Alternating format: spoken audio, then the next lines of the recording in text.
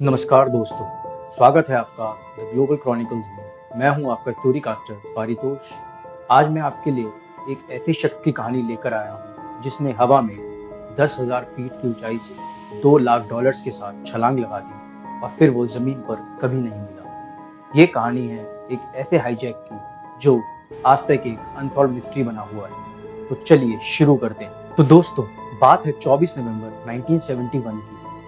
America में north west Orient airlines की एक फ्लाइट उड़ती है। ये बस एक छोटी सी आरामदायक फ्लाइट थी जो पोर्टलैंड से सिएटल जा रही थी। उस फ्लाइट में करीब 36 पैसेंजर्स और 6 क्रू मेंबर्स थे, लेकिन उस फ्लाइट में सब अनजान थे कि उनके बीच एक ऐसा शख्स बैठा है जो इतिहास रचने वाला है। इस हाईजैकर का नाम था डीबी कूपर। वो देखने में बिल्कुल एक आम बिजनेसमैन लग रहा था। वो एक 40s की एज का आदमी था जिसने सूट और वाइट शर्ट पहनी थी और वो प्लेन की आखिरी रो में चुपचाप बैठा था। जैसे ही प्लेन ने उड़ान भरी, उसने फ्लाइट अटेंडेंट फ्लोरेंस शेफनर को एक नोट दिया। फ्लोरेंस को लगा कि वो उसके साथ फ्लर्ट कर रहा है, तो उसने नोट बिना पढ़े ही पॉकेट में रख लिया और बस यहीं से असली कहानी की शुरुआत हुई। कूपर ने उसे कहा, मिस, ये नोट पढ़ लीजिए, ये जरूरी है, मेरे पास एक बॉम्ब है। ये बात सुनकर फ्लोरेंस के होश उड़ गए। जब उसने नोट खोला तो उसमें वही लिखा था। कूपर ने फ्लोरेंस को अपना ब्रीफकेस खोलकर दिखाया। दोस्तों, उसमें एक लाल सिलेंडर, तार और एक बैटरी लगी थी। इसमें कोई शक नहीं था कि ये एक असली बॉम्ब था। अब कूपर ने अपनी मांगे बताई। उसे शाम 5 बजे तक $2 लाख कैश में चाहिए थे। साथ ही उसे 4 पैराशूट और प्लेन के रिफ्यूल करने के लिए एक ट्रक भी चाहिए। उसने धमकी दी कि अगर कोई भी गड़बड़ हुई तो वो पूरे प्लेन को उड़ा देगा। पायलट्स ने तुरंत ये खबर एयरलाइंस के प्रेसिडेंट डोनाल्ड नायरोब तक पहुंचाई।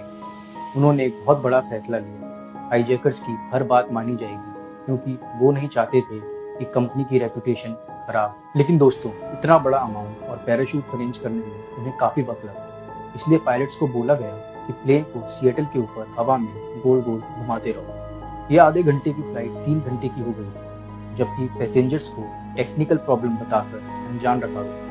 शाम 5:46 पर फ्लाइट सिएटल में लैंड करती है। कूपर को $2 लाख और 4 पैराशूट दे दिए जाते हैं। उसके बाद उसने सभी पैसेंजर्स को और 2 फ्लाइट अटेंडेंट्स को जाने दिया, सिवाय टीना मकलौ की, जो उस वक्त कूपर के साथ थी। दोस्तों, टीना मकलौ की तारीफ बनती है। लोग उन्हें हीरो बुलाते हैं क्योंकि उनकी वजह से हाईजैक में कोई पैनिक नहीं हुआ और किसी को भी चोट नहीं लगी।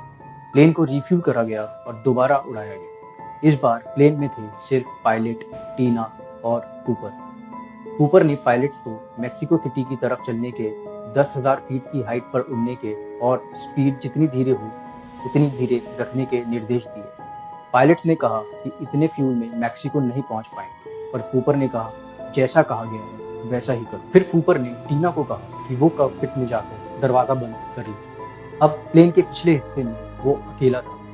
थोड़ी देर बाद कॉकपिट में एक वार्निंग लाइट जलती है, जिसका मतलब था कि प्लेन के पीछे वाली सीढ़ियां खुल चुकी हैं। दोस्तों, बोइंग 727 की ये खास बात थी कि उसमें पीछे से एक स्टेयरकेस निकलता था। कूपर ने इसी स्टेयरकेस का फायदा उठाया। उसने अपने पैराशूट्स पहने, पैसों का बैग बांधा और रात के उस घने अंधेरे और तूफानी मौसम में 10,000 फीट की हाइट पे छलांग मारी। पायलट्स ने ये सब होते हुए नहीं देखा क्योंकि वो कॉकपिट में बंद थे, लेकिन उन्होंने ये जरूर महसूस किया कि रात 8:13 पर प्लेन का पिछला हिस्सा अचानक ऊपर की तरफ टिल्ट हो गया। जब प्लेन नेवादा में लैंड हुआ तो पुलिस को डीबी कूपर गायब मिला। उन्हें सिर्फ उसकी टाई क्लिप, कुछ सिगरेट के टुकड़े और पैराशूट के फटे हुए टुकड़े मिले। कोई बॉडी नहीं, कोई पैसा नहीं। FBI ने तुरंत जांच शुरू की। उन्हें प्लेन में 66 अनआइडेंटिफाइड फिंगरप्रिंट्स मिले, लेकिन कूपर का कोई नामो निशान नहीं। दोस्तों, शुरू में तो इन्वेस्टिगेटर्स ने कहा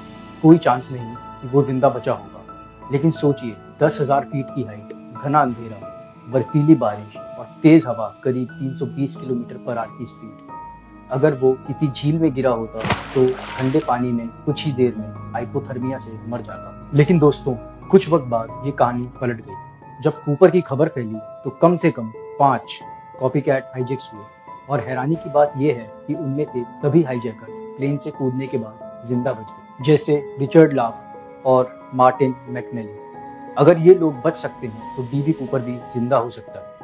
दोस्तों, आपको याद होगा कूपर को $2 लाख दिए गए थे। इस कहानी की खास बात यही थी कि ये सारे 20 के नोट थे और सबके सीरियल नंबर एफबीआई ने नोट कर लिए।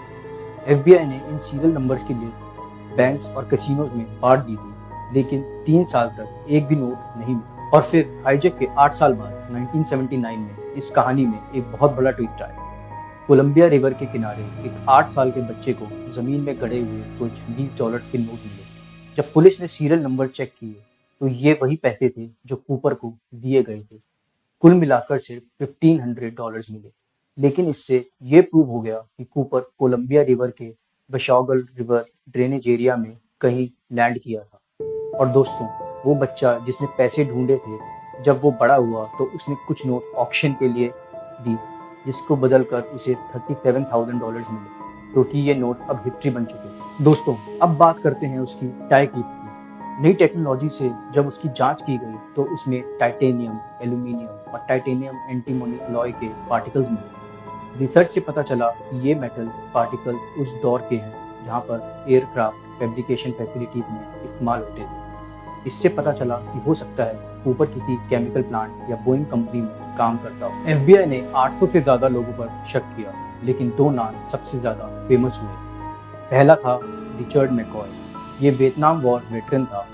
कूपर के हाईजैक के 5 महीने बाद इसने भी बिल्कुल वैसा ही हाईजैक किया, बोइंग 727, $5 लाख और पीछे से छलांग। एफबीआई को लगा कि उन्होंने ही दूसरी बार हाईजैक किया है, पर बाद में पता चला कि हाईजैक की रात मैकॉय लास वेगस में था, इसलिए एफबीआई ने उन्हें ऑफिशियली लिस्ट से हटा दिया। दूसरे थे रॉबर्ट क्रैक्सट्रॉ। ये भी वियतनाम वॉर वेटरन थे और इनकी शक्ल भी एफबीआई के फाइनल स्केचेस से काफी मिलती थी। इन्हें लेकर कई थ्योरीज और डॉक्यूमेंट्रीज भी बनी, लेकिन इनके खिलाफ भी कोई सॉलिड सबूत नहीं मिला और ये मामला वापस रहस्य बन गया। दोस्तों, 11 जुलाई 2016 को एफबीआई ने ये केस ऑफिशियली बंद कर दिया। ये आज भी अमेरिका के इतिहास की सबसे बड़ी अनसॉल्व मिस्ट्री है। कोई नहीं जानता कि वो कौन था, कहाँ से आया था और सबसे जरूरी, क्या वो जिंदा बचा है या नहीं। आपको क्या लगता है दोस्तों, क्या कूपर उस रात बच निकला होगा या उस तूफान और ठंड में डूब गया? अपनी राय जरूर कमेंट सेक्शन में लिखकर बताएं। दोस्तों, ये थी कहानी टीवी कूपर की। अगर आपको ये कहानी पसंद आई तो प्लीज लाइक, सब्सक्राइब, शेयर करना ना भूलें। मैं हूं आपका स्टोरी कास्टर पारितोष और आप देख रहे हैं ग्लोबल क्रॉनिकल।